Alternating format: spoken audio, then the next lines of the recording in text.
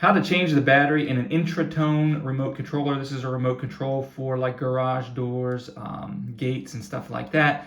If it's not working, or if it was working and it stops working, it might just need to have its battery replaced. It's super easy to do. You just need one CR2032 battery. If you don't have one, I'll put a link down below.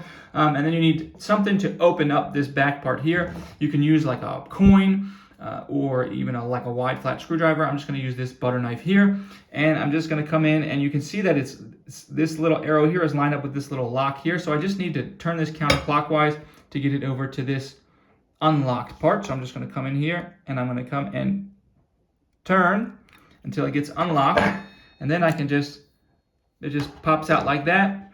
I can just take my 2032 battery, bring my new one in.